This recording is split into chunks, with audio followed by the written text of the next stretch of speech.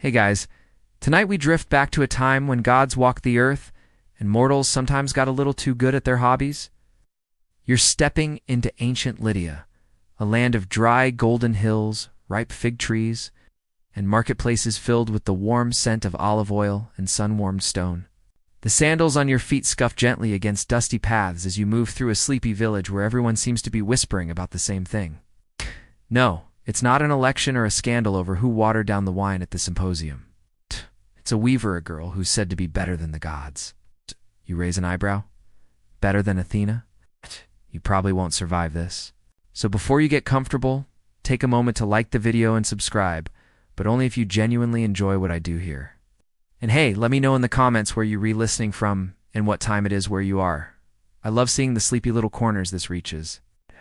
Dim the lights, maybe turn on a fan for that soft background hum, and let's ease into tonight's journey together. You're walking past vendors closing up their stalls, the sound of carts creaking and lazy dogs stretching. The scent of roasted chestnuts drifts from a fire pit. Two old men argue over whether Arakhne uses wool or imported silk. A child tugs at her mother's hand, begging to see the magic cloth again. You wander toward the center of the village. There's no palace, no marble temple. Here just a humble wooden platform where a tapestry flutters gently in the evening breeze. It hangs from a post, the cloth impossibly smooth, the threads glinting in the dimming light like fine strands of hair. From afar, it looks like a painting. Up close, it's a story woven into fabric so detailed it almost breathes. The scene on the tapestry shows a hunting party in a forest, wolves bounding through tangled brush, arrows in mid-flight. Each leaf on every tree is stitched individually. You swear one bird is mid-blink. A hunched old man nearby coughs softly and murmurs to no one in particular. She doesn't even draw at first, just starts weaving. You stand quietly, the hum of night insects around you, and take it all in. The loom stands empty now, leaning against a wall in the corner. You notice the place is too quiet for a village square. The reverence is heavy in the air, like the seconds before a thunderstorm. And then someone behind you says it. She weaves better than Athena. Cue the record scratch. The crickets go silent. Somewhere an owl mutters TSK. This is where it begins. Not just the weaving, but the trouble. You can almost feel the fabric ripple as divine ears twitch on Mount Olympus. It's not every day someone dares to outdo a goddess, especially not one like Athena. You might remember Herborn from Zeus's skull in full armor. It's goddess of wisdom, warfare, crafts, and not particularly known for handling criticism well. Basically not your go-to for constructive feedback. But more on her later. Tonight, the girl is Arakhne. She doesn't look like a challenger of deities, at least not at first. You imagine her small, maybe a little shy, with calloused hands and worn sandals. The kind of girl you'd mistake for a shepherd's daughter until you see what she can do with thread and time. It's not just skillets. Something deeper, something eerie. Like the cloth knows what it wants to be, and her hands just obey. Historically, Lydia was known for its luxurious fabrics, and dyes particularly that deep purple made from sea snails. The kind of purple you'd expect kings and queens to lounge around in, clutching goblets and saying, "Bring me more grapes, Dionysus." So a weaver becoming famous here? That's not too surprising. But becoming dangerous famous? That's another matter. A woman beside you mutters, "She's cursed." That one. Her companion says, "No, blessed." And so the pendulum of mortal opinion swings wildly between admiration and fear. You watch as someone lights a small candle at the base of the loom, not sure whether it's an offering or a warning. Historians still argue whether Arakhne was a real person, a symbol of feminine rebellion, or simply a cautionary tale sewn into myth to remind people that the gods have a fragile ego problem. What they agree on, though, is that this story matters. It shows up not only in Ovid's Metamorphoses, but in art Renaissance plays. Even Victorian parlor stories where spiders suddenly seem very suspicious. You crouch beside the platform and notice a single silvery thread still trailing from the loom. It twists gently in the breeze, and you wonder if it might still be connected to someone out there. Then a soft laugh. You glance back. Just a teenager, maybe 15, shaking her head as she leans over her own scrap of fabric. She whispers to her friend, "I'd never say that about Athena. No way. Not even if I was better." And therein lies the irony. The thing is, Arachne never asked to become legend. She didn't scale Olympus with a sword or hurl lightning bolts at the sky. She just got really, really good at something. Too good.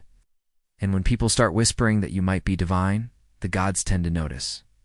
You walk through the village as night settles in. Oil lamps flicker in windows. A dog barks once, then curls up. Somewhere behind closed shutters, someone is telling their child the story of Arachne softly, with a warning at the end. You pause at the edge of town, looking back once. The loom is barely visible now, cloaked in shadows. But that thread still glints, stubborn and silver like moonlight caught on a spider's web. You follow a winding trail out of the village, your sandals brushing against dry thyme and the occasional stubborn pebble.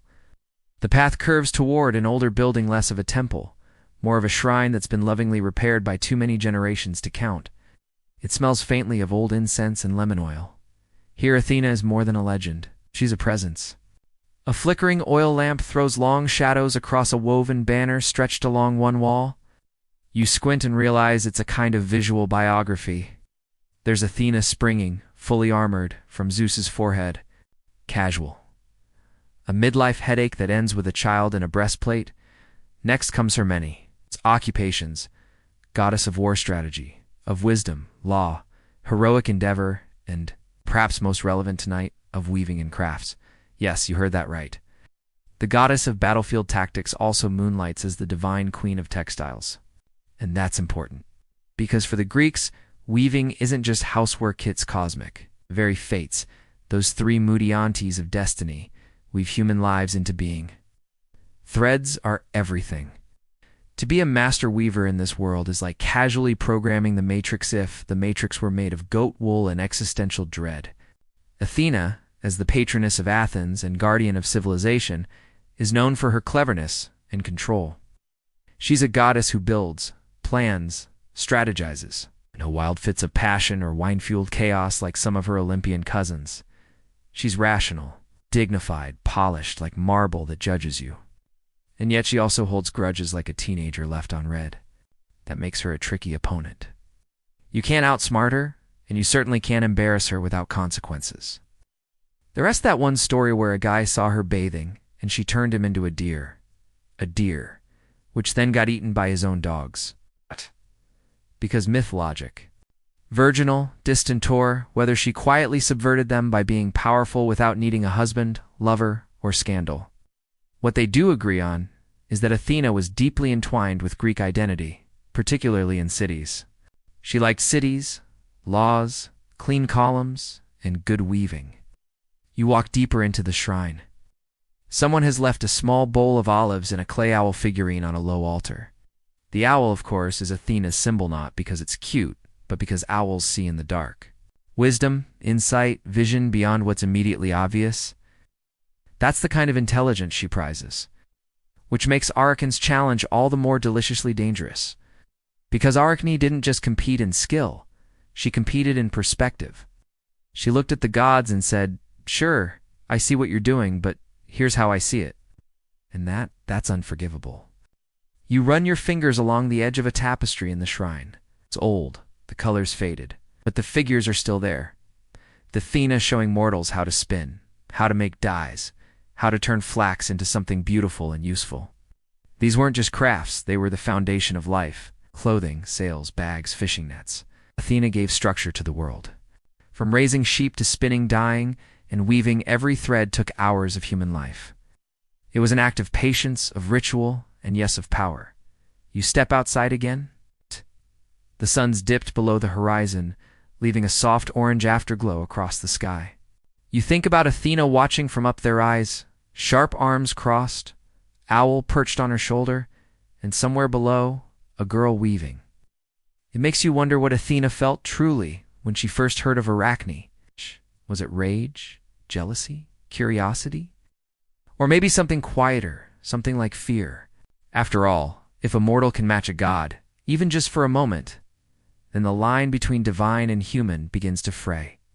There is an old philosophical debate about whether the gods of myth are actual beings or projections of human psychology.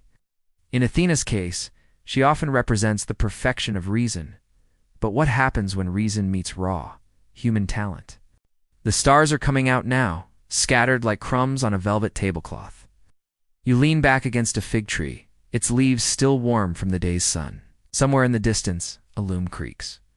The soft thump of a shuttle sliding through warp threads. Rhythm, pattern, control. It's almost a prayer. And yet, you know soon, those steady beats will quicken. Pride will rise. Needles will sharpen. And what began as admiration will twist into challenge. You close your eyes for a moment and picture it. Athena, unbothered for centuries, suddenly pausing, turning her head, listening to the gossip ripple through villages and markets. Her name used. As a comparison, a ceiling. And not just any ceiling one, a mortal girl claims to brush against. You open your eyes and smile slightly. It's not the challenge that's dangerous. It's that Arakhne never meant it as one. Back in the village, dawn creeps in gently, painting the horizon in pale apricot and gold. You stretch, brushing dust from your cloak, and follow the early sound of footsteps and firewood clacking. Bakers are stirring coals. Goats bleat in half-hearted protest. The scent of wet clay and last night's embers clings to everything. But your feet are already moving toward the low cottage near the edge of town where the famous weaver lives. No sign marks the place. No grand doors or painted frescoes. Just a modest home, square and sun-faded. With ivy crawling up one side and laundry hanging in gentle strips like the banners of a sleepy kingdom, a rooster lets out a groggy squawk as you step through the gate. Inside, the yard is neat but full spindles, baskets of carded wool, pots of plant dye in various stages of fermentation. The air smells vaguely like damp moss, crushed berries, and vinegar. Not unpleasant, just lived in. Real. And there she is. Arakhne. You see her from behind. First, slim shoulders hunch slightly as she leans over her loom. Her hands are swift, practiced, unconsciously graceful. She hums under her breath a strange little tune that repeats itself like a circle. She doesn't look up, not at first. Not even when her mother coughs softly behind her, casting you a nervous glance. She's always like this, the woman says quietly. When she's weaving, the world can catch fire and she wouldn't notice. You nod.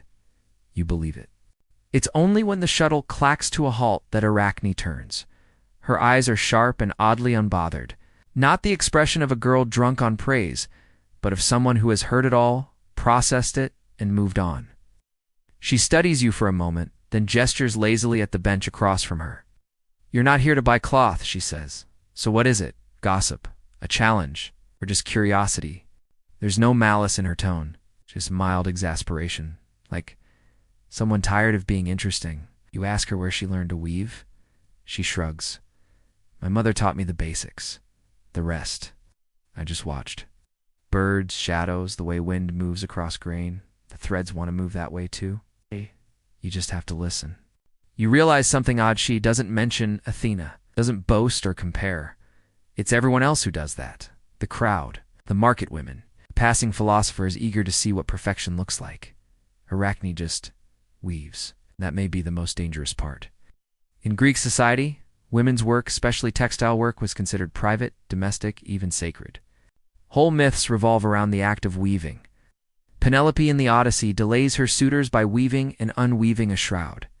The fates spin destinies. Even Hera has her loom. The threads are life, memory, time.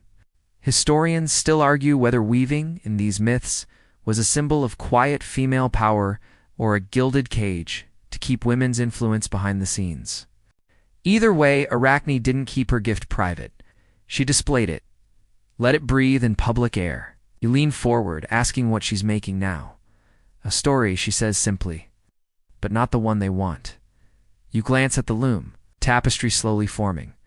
It shows a tree growing through a ruined palace, birds nesting in the crumbling columns. A goat drinks from a fountain overrun with vines. You blink, it's Olympus, or something very close to it, abandoned, quiet, forgotten. You say nothing? She doesn't explain. Instead, she rises, wiping her hands on her apron. They'll come again today, she says, to stare, to whisper. They think I said something blasphemous. Her voice drops, barely above the clink of wind chimes. I never said I was better than Athena, I said. Maybe the gods shouldn't be above critique. You sit in stunned silence. Not because of the statement itself, but because of how calmly she says it. No fury, no fire, just quiet conviction. Aunt Thea, the neighbor who brings gossip and stale barley cakes every morning, bustles in without knocking. She pauses when she sees you, then clucks her tongue and nudges Arakhne's shoulder. "They're talking again, girl? Said you put Zeus with donkey ears in your last piece? That true?" Arakhne doesn't deny it. She just smiles slightly and replies, "If the shoe fits." You stifle a laugh. "Fiddle does, Thea." Outside, voices grow louder. More footsteps. Someone has told someone who told someone else that today's the day. Maybe Athena will appear in disguise. Maybe a thunderbolt will fall from the sky. Or maybe it's just going to be another hot Lydian afternoon with too many busybodies and not enough lemonade. But you stay, because something's shifting in the air, not just admiration or resentment. Expectation. The loom creaks again as Arakhne sits back down. Her hands resume their quiet dance. You find yourself hypnotized, lulled by the rhythm, the repetition, the colors threading themselves into impossible landscapes. Aunt Thea mutters, "Girl's mad." You're not so sure. Because as the morning spills into full daylight and the gossip swells like waves in a shallow bay, one thing becomes clear. Arakhne isn't weaving to impress the gods or even defy them. She's weaving because she has to. You spend the rest of the morning drifting between the edge of the crowd and the edge of Arakhne's porch. The two are not entirely compatible spaces. One hums with restless energy, the other with stubborn stillness. Most of the villagers stand back under fig trees or pretend to shop for imaginary vegetables just to get a better glimpse of the girl at her loom. One brave merchant actually sets up a makeshift stall selling divinely inspired yarn, which is, of course, just regular yarn with olive leaves tied around it. Capitalism, even in myth. Someone swears they saw a raven land on the roof. Another insists it was an owl. Everyone agrees something's about to happen, though no one knows what. It's a particular kind of suspense, theatrical, communal, deeply unproductive. The villagers' version of binge-watching a train wreck in slow motion. Inside, Arakhne is fine. You sit near her now, close enough to see the way her fingers test tension in the warp threads, before pushing the weft through. It's like watching a musician tune their instrument in real time. She has dyed threads tucked behind one ear, like pencils. One strand of her hair keeps falling in her face, and she pushes it back each time, with the same annoyed flick. You almost offer her a ribbon, but she seems to be managing just fine. You ask if she's nervous? "No," she says, not looking up. "Should I be?" And then she grinned, quick, mischievous, utterly human, which is when the air shifts. At first it's just a stillness. It's not silence, not cold, but the absence of everything else. The wind stops teasing the olive branches. The chimes go still. Even the chickens, normally incapable of shutting up, fall into a kind of hushed truce. It's like someone has pressed pause on the world, then the door opens. She's dressed like an old woman. Of course it's Athena. Everyone knows. Even the chickens somehow. But she doesn't arrive in a burst of light or a fanfare of trumpets. She creaks into the room like a traveler with tired feet and a basket of moral instruction. Her robe is homespun, her sandals dusty. She walks with a staff carved with tiny olive leaves, subtle, tasteful. She peers at Arakhne through narrowed eyes and says, "I've heard about your talent." Arakhne does not rise. She nods politely and says, "Thank you." The disguised goddess steps closer, resting her basket on the bench. Inside are yarns rich, luminous, clearly dyed by divine methods no mortal dyer could hope to replicate. Threads like strands of moonlight, fibers soft as whispered apologies. "I've come to offer advice," the old woman says. Now, you've read enough myths to know when a mysterious old stranger offers advice, run. Arakhne does not run. Instead, she raises one eyebrow and replies, "Advice or correction?" There's a pause, and the old woman says evenly, "You are gifted, but gifts come from the gods. Do not forget your place." That line, "Do not forget your place," lands like a stone in still water. You half expect Arakhne to flinch or apologize, or pretend she's been terribly misunderstood. Instead, she leans forward slightly and replies, "If the gods didn't want questions, they shouldn't have given us hands." Historians still debate the cultural weight of this encounter, whether Arakhne's defiance was seen as heroic, or foolish, or both. Was this myth meant to warn women against overreaching? Or was it a sly critique of authoritarian divinity? Either way, it's one of the few myths where a mortal genuinely talks back, not with rage, but with a kind of velvet precision. The disguised Athena frowns. So you would challenge a goddess? Arakhne tilts her head. I'd rather challenge a weaver. Do you have the time? Oh, she does. The transformation is instant. The old woman peels away like a discarded costume. The goddess stands revealed radiant, terrible, shimmering with an energy that seems to light the dust motes in midair. Her owl appears from nowhere, wings outstretched, landing silently on the beam above the loom. No one in the crowd dares breathe. You, however, are seated far too close for comfort. Athena steps forward. Then let us weave. And just like that, the challenge is set. They don't shout, they don't argue. Sit side by side, like two scholars solving different equations in the same notebook. For the next hours, days, some say, though who can tell time and myth? The room fills with the low hum of creation, the click and slide of shuttles, the whisper of thread sliding between fingers. Occasionally, a gasp from the gathered crowd, who sneak peeks through the open windows and hold their breath as colors bloom. Athena weaves Olympus in all its splendor. Gods in radiant armor, their poses noble and regal. Lightning bolts, laurel wreaths, doves. She weaves her own victories wars turned by strategy, monsters bested by logic, cities raised under her patronage. Her tapestry is perfect, immaculate, impressive in every sense of the word. In Arakhne, she weaves stories. Not the glorious versions, but the quiet footnotes, the cracks in the marble. There's Zeus, disguised as a swan, chasing a terrified girl. There's Apollo, flaying a musician who dared to play better than him. There's Poseidon sulking over temples. Dionysus staggering through a vineyard, followed by questionable cultists. She weaves the truth, or at least her truth. The room thickens with tension. The air almost vibrates with it. You feel it on your skin like static. Athena finishes first. Her tapestry is flawless, glorious. She sits back, arms crossed, waiting. Arakhne ties the last knot. Then rises, brushing thread from her skirt. No triumph in her eyes, just ... completion. The goddess steps forward to inspect the mortal's work. She says nothing for a long time. Because the tapestry is exquisite. More than that's true. Brutal, honest, unblinking. A mirror held up to the divine face. And gods, they don't like mirrors. You don't hear it so much as feel it Athena's anger. It rolls through the room like thunder that never quite breaks, a low vibrating pressure behind your ribs.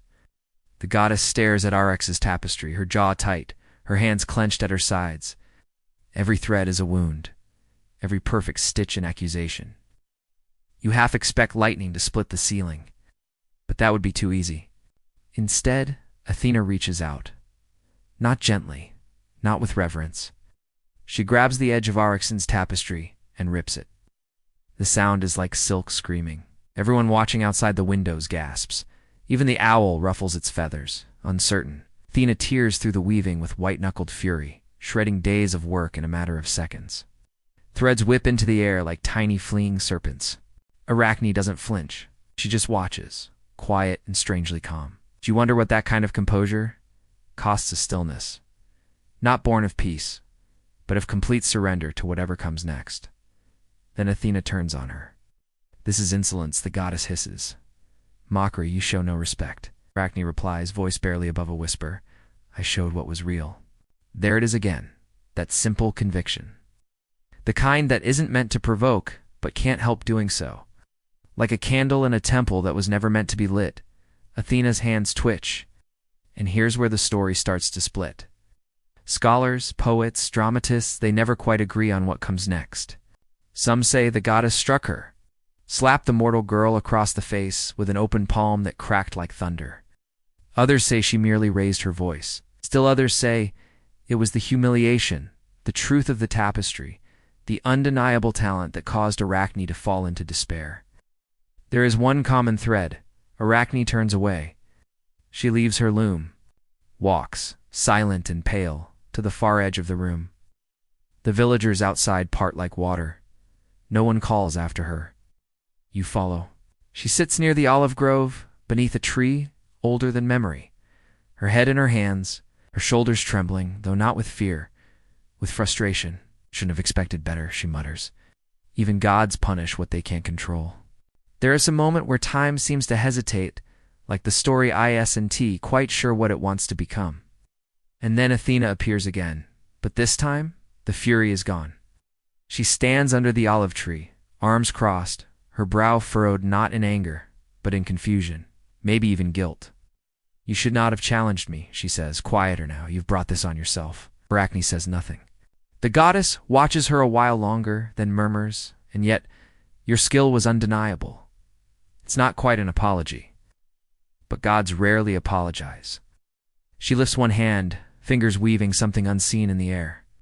A shimmer gathers around Arakhne, light, soft, and amber like the honey left at temple altars. Then it begins. Her arms, her legs. You watch them thin, stretch, become delicate in impossible ways.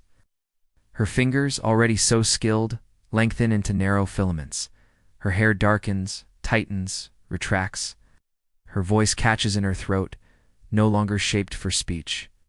Arakhne doesn't scream. She blinks once, twice, and then climbs the tree. Yes, climbs.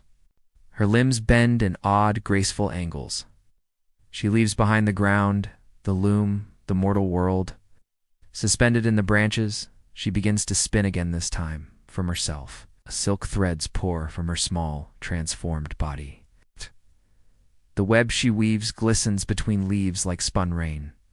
The villagers, stunned, fall to their knees. Some call it punishment. Some call it mercy. Athena watches her for a moment longer, then speaks not to Arakhne, but to the people. Let this be a lesson, she says. Pride and skill is one thing. Pride against the gods is another.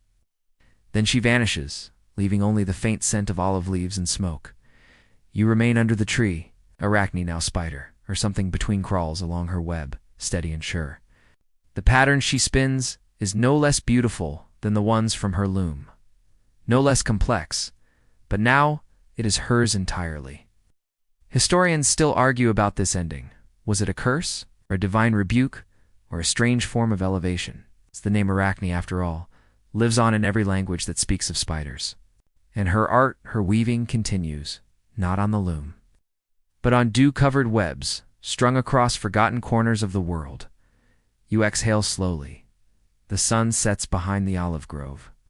The villagers drift away, whispering, and the quiet returns. You lie back in the grass. Overhead, the branches sway gently. Spider inches across a thread above your face, her legs like miniature brushstrokes. You wonder if she still remembers. If somewhere deep in that quiet body, she carries the rhythms of her loom, the scent of dyed thread, the weight of defiance stitched into every pattern. Or maybe she simply moved on. Maybe weaving in any form was never about the audience. The grove empties by twilight, the kind of lavender light that softens sharp edges and turns everything gold around the edges. You linger beneath the olive tree longer than you intended. The web above you is still growing, glistening now with the faintest shimmer of dew, though the air is dry. Some things in myths happen without weather's permission. You watch the spider move Arakhne, or what's left of her human shape. She climbs, spins, loops, retracts, spins again. The pattern unfolds like a thought you don't know you're rehabbing until it's nearly complete. Later you'll think, this is how grief behaves. Not loud, not violent, but constant, curling, precise. Grief weaves itself into your life quietly, without permission, just like she's doing now. You rise, stretch, and begin your slow walk back into town. The path is lined with amphorae and ceramic chickens. Someone really leaned into the market aesthetic today. You step around them carefully, like dodging the punchlines of jokes that don't quite land. The village is quieter now. The frenzy has passed. You overhear whispers at every doorway. She defied a goddess. She became something else. Oh. Wasn't she just the girl who sold walnut dye? History has a strange way of rewriting you the moment you no longer around to defend your own outline. You spend the evening at the inn. It's drafty, smells like pickled onions and old wool, and the bed creaks like it's narrating your every move. But there's a comfort in the banality. Not everything has to shimmer with symbolism. Over dinner spiced lentils and a slice of something questionably called cake, the innkeeper tells you the story again. This time, Arakhne is proud, spiteful, arrogant. Cautionary tale. You nod politely. You've already learned not to argue with people mid-moral. You excuse yourself early and go for a walk under the stars. And this is where the story gets weird. Weirder. You hear a sound like scissors, not sharp or sudden, more like fabric being snipped in a dream. It pulls you to the edge of the village, to a small, unlit house you hadn't noticed before. A house with no door, only curtain beads strung from above, each one etched with runes that don't want to be read. You duck through them. Inside, 3 women sit at a loom. You know who they are immediately, not because you've seen their faces before, but because the air around them knows. They're the Myera, the Fates sisters of spinning, measuring, and cutting the threads of mortal lives. One spins, one measures, one holds a pair of silver shears. They glance at you but say nothing. You're not here for conversation. Instead, your gaze falls to what they're weaving, a tapestry, massive and alive. Not alive like a creature, but alive like a storm cloud rippling, changing, full of hidden electricity. You step closer. The tapestry shows all of it. Not just Arakhne's story, but everything. Every version. It's the one where she hangs herself from grief, and Athena transforms her in pity. The one where she never weaves again but disappears into obscurity. The one where she wins, somehow, and the gods applaud. The one where she burns her own loom and walks into the sea. Historians still argue about whether these variations existed in the original myth, or were added later by poets with flair for drama. But here they're all true. At once one of the fates lifts a small skein of thread. This one's yours. You blink. Mine. She nods. You walk through her story. That makes it part of your own now. You reach out, gently take the thread. It's a soft gray with hints of burgundy and olive green. Not flashy, but resilient. What do I do with it, you ask? The oldest fate, her fingers permanently inked with dye smiles. Weave something honest. You leave without asking how. Back in your room, you find a scrap of old canvas in your bag. You thread a needle. You begin to stitch. Not a masterpiece, nothing divine, just a small pattern. Maybe the shape of a spider's leg. Maybe a loom shuttle. The thread glides through your fingers like memory. By morning, the village will wake and move on. There will be new gossip. Someone will paint a chicken blue. Someone else will claim they once babysat Arakhne when she was 3 and always knew she was trouble. But under the olive tree, a single, perfect web will shimmer in the breeze, and you'll carry her story now. It's not to correct it, not to defend it, but to remember the shape of it. You wake slowly, wrapped in the unfamiliar creak of an inn-s mattress and the sharp scent of lavender soap someone must have left under the pillow. Morning, and Lydia arrives not with birdsong, but with goats there, bleating a kind of pastoral alarm clock no one snoozes. You stretch, wince at the uneven wooden floor beneath your feet, and pad over to the window. Outside, the market stirs again. Same stalls, different rumors. Today's headline? The spider in the grove spun a letter. Of course she didn't, not literally. But someone swears the morning dew revealed a message in the strand, something poetic and cryptic. Possibly an ad for olive oil. That's the thing about myths, they keep growing legs. 8 of them, in this case. You head out, following the trail of gossip toward the grove once more. The sun dapples the path, and it smells like crushed thyme and last night's campfire. You pass a philosopher arguing with a chicken and clear who's winning. By the time you reach the olive tree, there's a small crowd again, more reverent this time, not gawking waiting, as the web is still there. And yes, maybe there is a message. The strands curve and twist in ways that feel almost deliberate, not words but patterns, a rhythm like a sentence without a subject. You sit cross-legged in the grass. The woman next to you, a baker by the smell of flour and honey, leans in and whispers, "What do you think she wants now?" You consider. Maybe she doesn't want anything. Maybe the act of weaving is enough. Maybe spinning patterns is how Arakhne reminds herself that she wasn't wrong, just inconvenient. Historians note that in ancient Greek thought, spiders were already seen as symbols of patience, precision, fate. Some early vase paintings even show weavers with spiders perched nearby, a kind of whispering muse. But it wasn't always flattering. Too many Arakhne became a warning. Too much talent, too much pride, and boom Arachned for eternity. Cautionary tales served with 8 legs and a side of poetic justice. Still, you wonder who wrote that version. And who it served. 'Cause here now in the grove, no one looks scared. No one throws stones. Children even dare to reach out and catch the trailing ends of silk in their fingers, giggling when it sticks gently to their skin. The wind changes, soft and warm. You glance up in there. Standing beneath a crooked fig tree at the edge of the grove is a figure, hooded, quiet, watching. You know it's her before you really see her. Athena again, but different. Not armored. Not gleaming. She's in a plain traveler's cloak, sandals dusted with road. Her expression isn't wrathful or proud, it's thoughtful.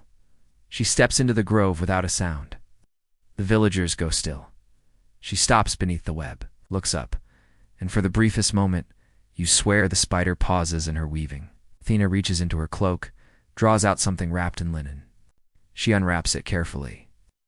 It's a spindle, ivory-handled, ancient, more art than tool. She sets it at the base of the tree. A speech, no thunderclouds, just a gift. Then she turns and walks away. Some say this version of the myth is apocryphal. A later edition. An attempt to soften Athena's image for modern audiences.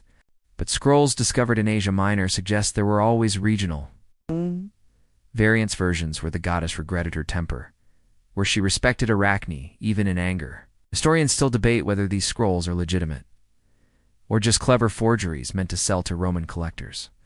But here in the grove, no one questions what they've seen. You stay long after the others leave. As dusk falls, the shadows stretch long and gentle. The web sways, catching the last of the light. You hum to yourself, something tuneless, something like a lullaby. You're not sure when it happened, but the story has changed again. No longer a warning. No longer a tragedy. Maybe a transformation. Second chance myth. You press your palm to the earth beside the spindle. It gets warm. You remember a quote from a tired scholar in a scroll-margined footnote. The gods can be cruel, but they are not beyond growth. Sometimes even the immortal need time to reconsider. You look up. The spider spins on, and for the first time, you stop thinking of her as cursed.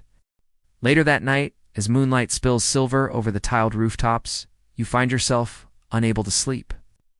It's not restlessness in the usual sense.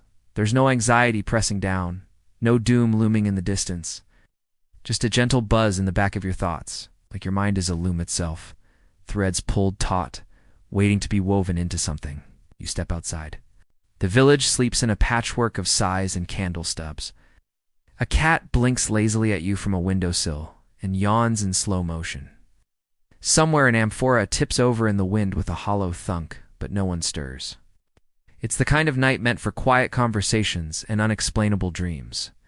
You walk aimlessly until your feet take you, of course, back to the grove.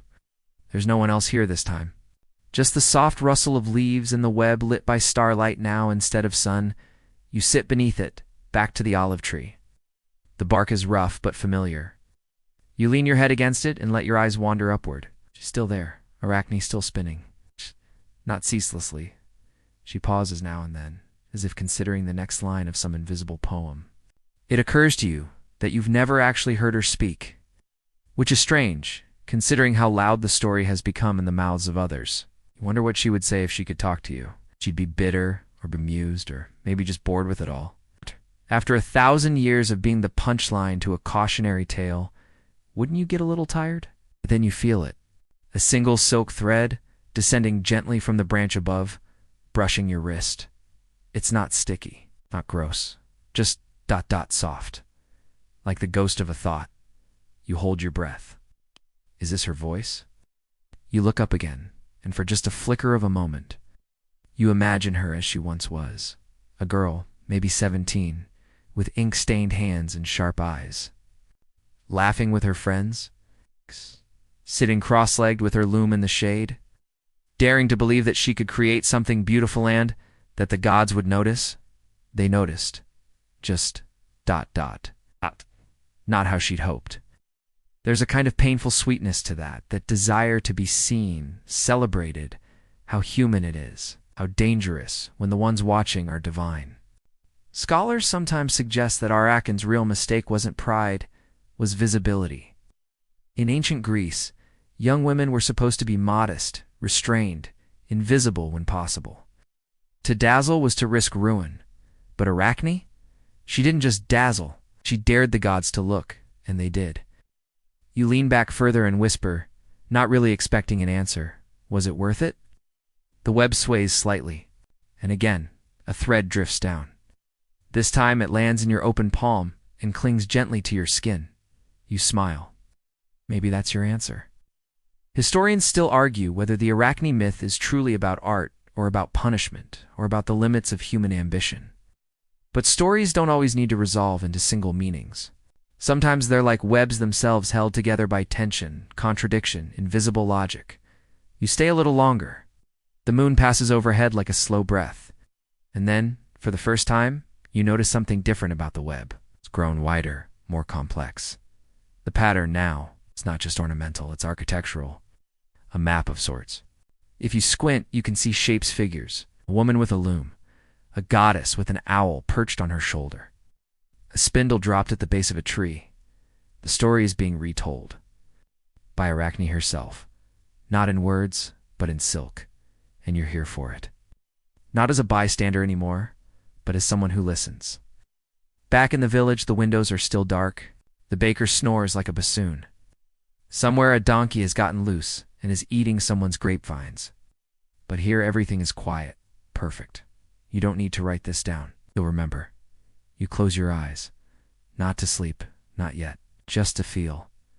The wind shifts, and for a moment, it sounds like laughter. Not cruel, not mocking, just light, delighted, free. Maybe it's hers, maybe it's yours. You wake up with a crick in your neck and the distinct sensation of having drooled on your own shoulder. There's a leaf stuck to your cheek, and a passing beetle regards you with the judgment only beetles can muster. Morning in the grove is different, brighter, but not just from the sun. Air itself feels lighter, as if something unknotted overnight. But you stretch, yawn, and brush the leaf off. It flutters to the ground like a punctuation mark on a dream you can quite remember but know was important. The web is still there, bigger, somehow. You stand, dust your clothes, and stroll back to the village. A rooster stares at you suspiciously. Someone's playing a flute off-key. Normalcy has returned, but you know something changed? It's back at the agora. Today's gossip has shifted again. The olive harvest is coming early. Someone's goat gave birth to twins, both with white spots shaped like sandals. And a traveling poet is reciting verses that sound suspiciously familiar. You get closer. He's telling the story of Arakhne, only not the one you grew up hearing. In his version, the contest ends not with punishment, but a truce. Athena, impressed and unnerved, grants Arakhne a new form, half-human, half-spider, not as a curse, but as a collaboration. A way to continue weaving for eternity, safe from war, politics, and the jealousy of men. It's a bold take. You glance around to see if anyone's getting upset, but instead the villagers just nod along. One old woman claps. A child tosses a fig at the poet's feet. You ask him where he heard the version. He shrugs. Says it came to him in a dream. Sure it did. Back in that afternoon, you sip something cool and vaguely fermented while flipping through an old scroll someone left behind. It's filled with marginalia notes scrawled in the corners, diagrams of looms, prayers written backward. One corner, a note reads, "Do not fear clever girls. They are the thread." You chuckle softly. It feels like something Arakhne herself might have said, if given the chance. That night, as stars wheel overhead and a low breeze tussles the olive trees, you find yourself writing. Not a poem, not a warning, just the story, as you now know it. You write about the girl who wove gods into corners, who didn't back down, who was punished or transformed, depending on who's telling it, and who spun her own legend anyway. Historians sometimes point out that spider myths exist in cultures all over the world. The Ashanti tell of Anansi, the clever trickster. The Lakota speak of Iktomi, the spider teacher. In Japan, Jorigumo appears as a beautiful woman who may not be what she seems. It's as if across time and geography, we humans agreed on one thing. The spider is more than a pest. It's a storyteller. A weaver of fate, you smile. So maybe Arachne is less alone than anyone thought. That night your dreams are full of thread. Golden, silver, red. They wind through your fingers like memory, like a possibility. Like someone showing you the loom and saying, go ahead, try. You do. But don't worry, Athena isn't watching this time. Or maybe she is. Just quietly, with a cup of pomegranate tea and a more open mind. In the dream, you and Arachne don't speak. Just sit side by side, weaving, not in competition, in communion. Low. Hum rises from the threads, and it sounds like something older than language. It sounds like belonging.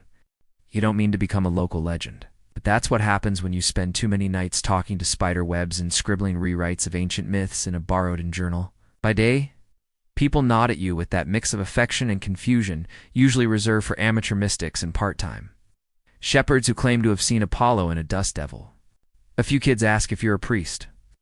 One very polite goat follows you around for a full afternoon.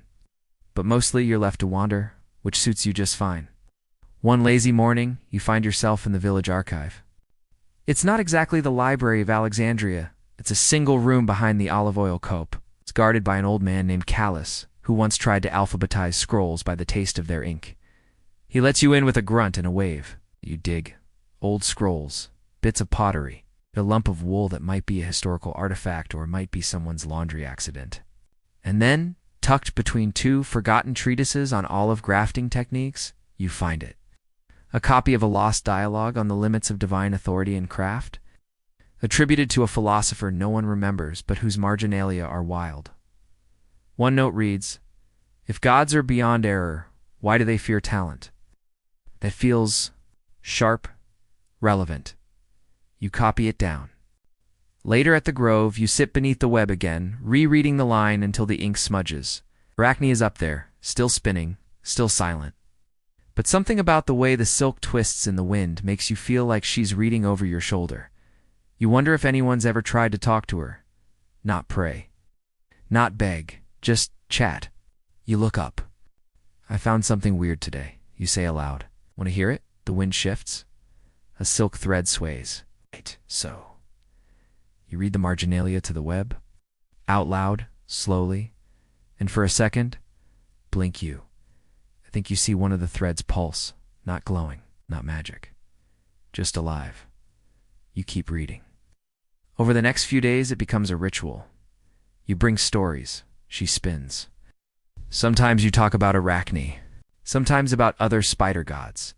Sometimes about pastries. You feel ridiculous at first, but then not at all. One afternoon, you tell the web about Anansi, the Ashanti spider who tricked the sky god into giving humanity stories. Arachne doesn't respond, of course not, but the next morning, the web has a little swirl in the corner. It looks suspiciously like a ladder. Coincidence? Maybe. But then again, maybe not. Historians have long noted that myths migrate, trading motifs across borders, blending details like travelers swapping gossip around a fire. Some scholars believe that Arachne and Anansi might share a mythological ancestor. Some long-lost Yor spider who spun the cosmos and kept track of time by counting the spaces between stars.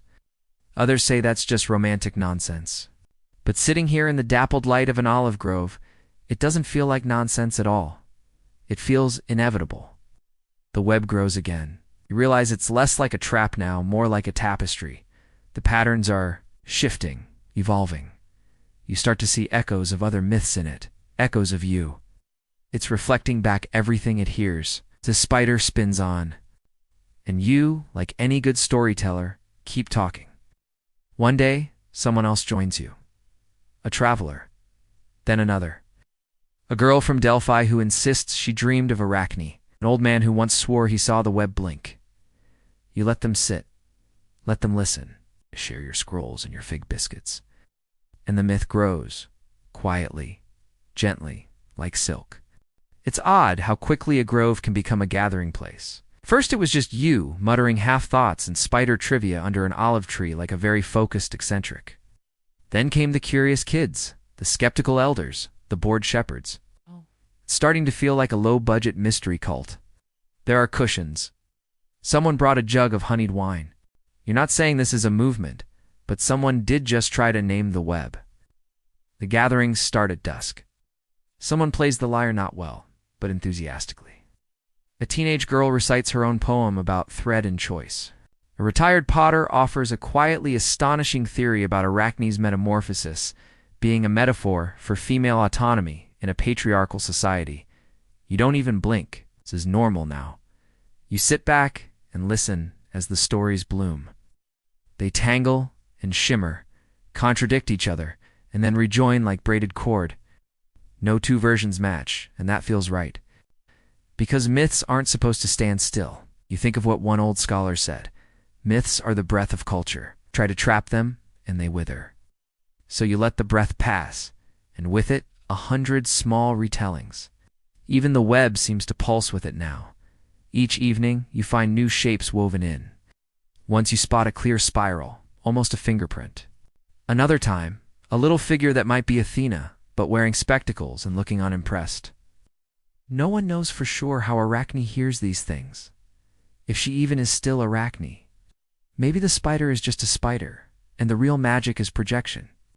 But you know better. The villagers begin calling the grove the loom. Not in jest. It sticks. People bring little offerings, dyed thread, scraps of fabric, old loom weights, not for worship. For respect, even skeptical scholars begin to take interest. One day a scribe from Corinth arrives, intrigued by the oral experiments in mythic restoration.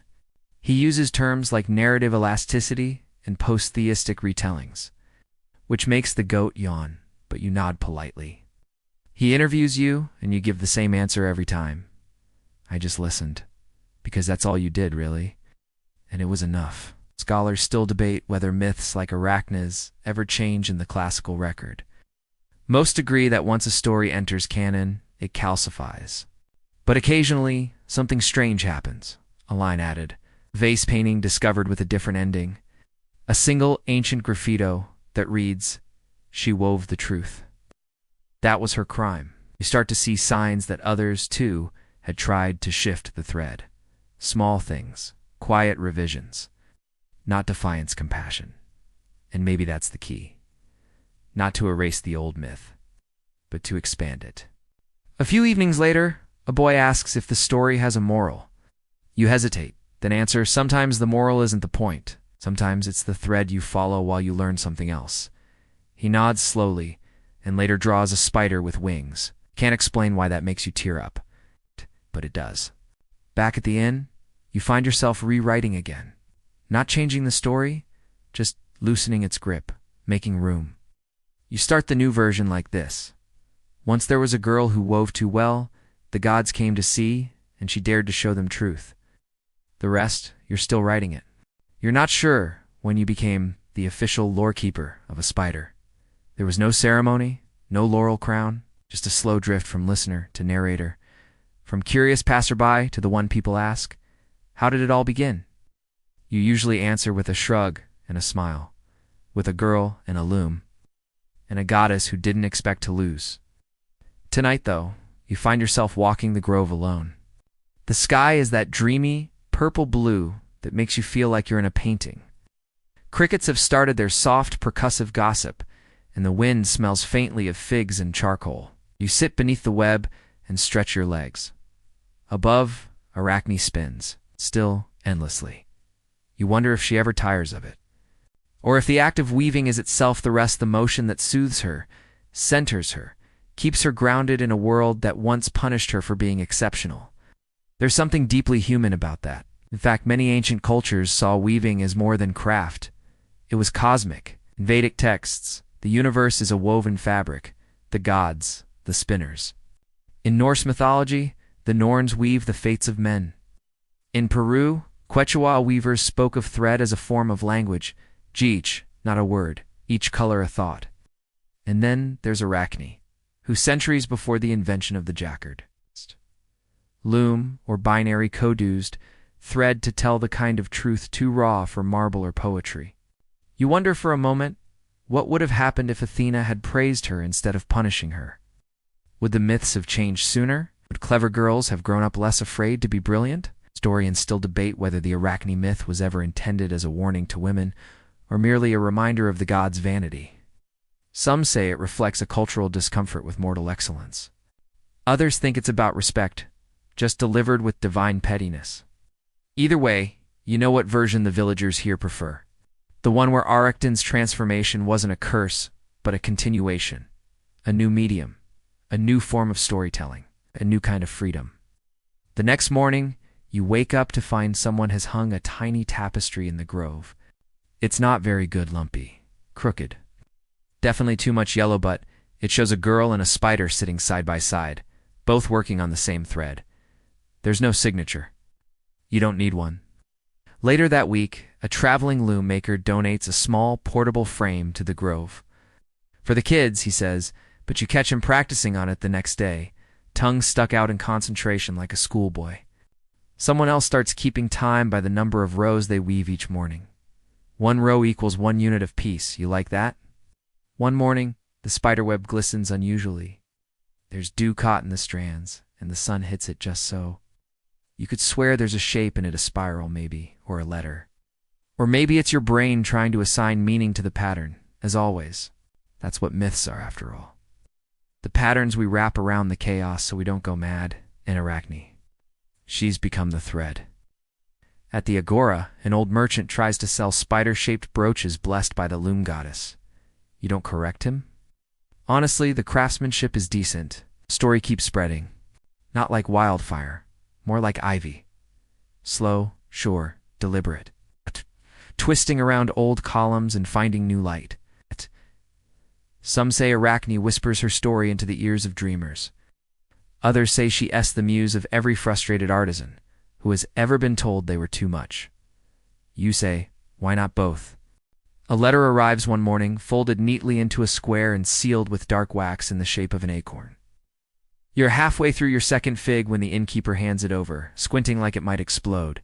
You crack it open. It's from a playwright in Delphi who heard about the grove and wants permission to stage a tragedy called The Last Thread. She describes it as a speculative reimagining of Arakhne's web through the eyes of the gods. There's a role for you, she says. If you're not too allergic to stage lighting, you chuckle and write back, only if I get to play the goat. You don't expect her to say yes. She does. And suddenly, you're helping write the script for a play about a myth you once barely remembered. You spend the next few weeks immersed in theatrical chaos set sketches, costume debates, arguing whether Athena would wear earrings. Everyone has an opinion. One of the actors insists that Arakhne's final monologue should be a whisper. Another suggests that instead of turning into a spider, she should choose to leave her body behind and become the loom itself. You like that? The performance is modest, no palace stage, just a makeshift amphitheater carved into a hillside, shaded by olive trees and lit by flickering lanterns. There are maybe 40 people in the audience, but they're rapt when Arakhne steps forward at the climax and says, I didn't weave lies. I wove what was true. That was always the risk. Someone in the crowd gasps. And just like that, the myth shifts again. Of course, not everyone approves.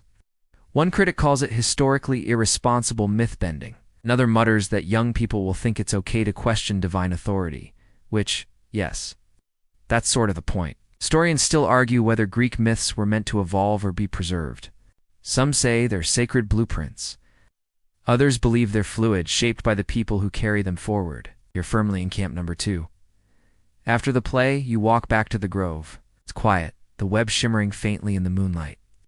You sit down and read a new story aloud, this one from a fisherman's wife who claims Arakhne once saved her from a storm by weaving a net of stars. You don't know if it's true, but the spider listens. That's enough. In the coming days, you notice more visitors. A sailor from Rhodes, a teacher from Ephesus, a boy who whispers, I brought her a scarf. You hang the scarf near the web.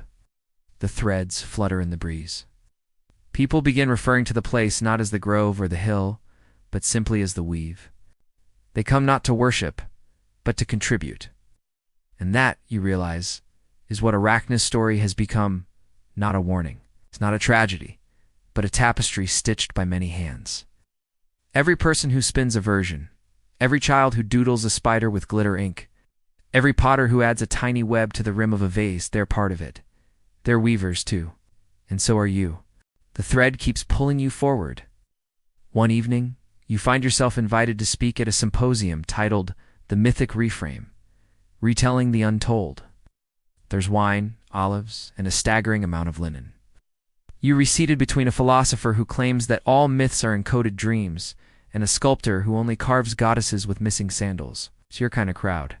When your turn comes, you don't deliver a speech. You just tell the story the slow, winding version that starts with a girl in a dye-stained apron and ends with a web that shimmers in the dark. You don't embellish. You don't preach. You just tell it the way it happened, or at least the way it felt. Afterward, someone asks the question you've been waiting for. But isn't the original myth still tragic? You pause. Then you say, maybe. But the tragedy isn't the transformation. It's that she had to prove herself at all. That gets a few nods. One woman claps softly like it's the answer she came for. Historians still argue whether Arakhne's tale was ever truly popular in its time. Her name appears only sparingly in ancient texts, often mentioned in passing like a footnote with a bite. But pottery shards, fragmentary poems, and the occasional wall etching suggest her story traveled farther than the books let on. It's almost like she wove herself into the margins. It's very on brand. Back in your room, you sketch a timeline of everything that has happened since you arrived in that sleepy town. The grove, it's the gatherings, the play, the scarf, the symposium. It's absurd. It's wonderful. It's the sort of journey only myth stand. Perhaps very determined spiders can justify. One of your new friends, a calligrapher from Naxos, offers to help preserve the evolving tale. Together, you compile dozens of versions. From the original Hesiodacent threads to local children, ES songs about Auntie Eric, who spins dream catchers to protect sleepy heads. You include them all. No edits, no hierarchy. Just thread after thread, looping and tying and curling into something too big, too defined, and too delicate to ignore. You decide not to write an ending. Instead, you tuck the scroll into a clay jar and leave it in the grove, under the olive tree, beside the newest web. You leave a note. Stories live longest when told softly, often, and by many mouths. You think Arakhne would like that. Maybe even Athena would if she ever stopped long enough to listen. You spend one last evening with the spider. No crowd, no lecture, no storytelling. Just silence and wind, and the sound of tiny legs weaving silk into meaning. At one point, the web catches a bit of moonlight and casts a pattern across your hand. It looks like a map. Or maybe just a reminder. This isn't the end. It never was. You don't hear it so much as feel it Athena's anger. It rolls through the room like thunder that never quite breaks. A low vibrating pressure behind your ribs. The goddess stares at Arakhne's tapestry, her jaw tight, her hands clenched at her sides. Every thread is a wound. Every perfect stitch an accusation. You half expect lightning to split the ceiling. But that would be too easy. Instead, Athena reaches out. Not gently, not with reverence. She grabs the edge of Arakhne's tapestry and rips it. The sound is like silk screaming. Everyone watching outside the windows gasps. Even the owl ruffles its feathers, uncertain. Athena tears through the weaving with white-knuckled fury, shredding days of work in a matter of seconds. Threads whip into the air like tiny fleeing serpents. Arakhne doesn't flinch. She just watches, quiet and strangely calm. Do you wonder what that kind of composure costs a stillness? Not born of peace, but of complete surrender to whatever comes next. Then Athena turns on her. This is insolence, the goddess hisses. Mockery, you show no respect. Arakhne replies, voice barely above a whisper. I showed what was real. There it is again, that simple conviction. It's the kind that isn't meant to provoke but can't help doing so. Like a candle in a temple that was never meant to be lit, Athena's hands twitch. And here's where the story starts to split. Scholars, poets, dramatists, they never quite agree on what comes next. Some say the goddess struck her, slapped the mortal girl across the face with an open palm that cracked like thunder. Others say she merely raised her voice. Still others say it was the humiliation, the truth of the tapestry. It's the undeniable talent that caused Arakhne to fall into despair. There is one common thread. Arakhne turns away. She leaves her loom, walks silent and pale to the far edge of the room. The villagers outside part like water. No one calls after her, you follow. She sits near the olive grove, beneath a tree older than memory, her head in her hands, her shoulders trembling, though not with fear, with frustration. I shouldn't have expected better, she mutters. Even gods punish what they can't control. There is a moment where time seems to hesitate, like the story isn't quite sure what it wants to become. And then Athena appears again, but this time, the fury is gone. She stands under the olive tree, arms crossed, her brow furrowed not in anger, but in confusion, maybe even guilt. You should not have challenged me, she says. Quieter now, you've brought this on yourself. Arakhne says nothing. The goddess watches her a while longer, then murmurs, and yet, your skill was undeniable. It's not quite an apology. But gods rarely apologize. She lifts one hand, fingers weaving something unseen in the air. A shimmer gathers around Arakhne, light soft and amber like the honey left at temple altars. Then it begins. Her arms, her legs. You watch them thin, stretch, become delicate in impossible ways. Her fingers, already so skilled, lengthen into narrow filaments. Her hair darkens, tightens, retracts. Her voice catches in her throat, no longer shaped for speech. Arakhne doesn't scream. She blinks once, twice. And then climbs the tree. Yes, climbs. Her limbs bend in odd, graceful angles. She leaves behind the ground, the loom, the mortal world. Suspended in the branches, she begins to spin again, this time, from herself. Silk threads pour from her small, transformed body. The web she weaves glistens between leaves like spun rain. The villagers, stunned, fall to their knees. Some call it punishment. Some call it mercy. Athena watches her for a moment longer, then speaks not to Arakhne, but to the people. Let this be a lesson, she says. Pride and skill is one thing, pride against the gods is another. Then she vanishes, leaving only the faint scent of olive leaves and smoke. You remain under the tree, Arakhne now spider, or something between crawls along her web, steady and sure.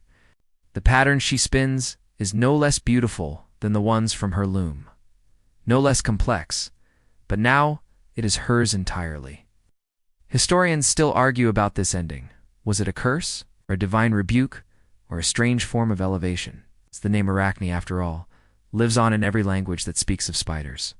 And her art, her weaving, continues, not on the loom, but on dew-covered webs, strung across forgotten corners of the world. You exhale slowly. The sun sets behind the olive grove. The villagers drift away, whispering, and the quiet returns. You lie back in the grass. Overhead, the branches sway gently. Spider inches across a thread above your face, her legs like miniature brushstrokes. You wonder if she still remembers. If somewhere deep in that quiet body, she carries the rhythms of her loom, the scent of dyed thread, the weight of defiance stitched into every pattern. Or maybe she simply moved on. Maybe weaving in any form was never about the audience.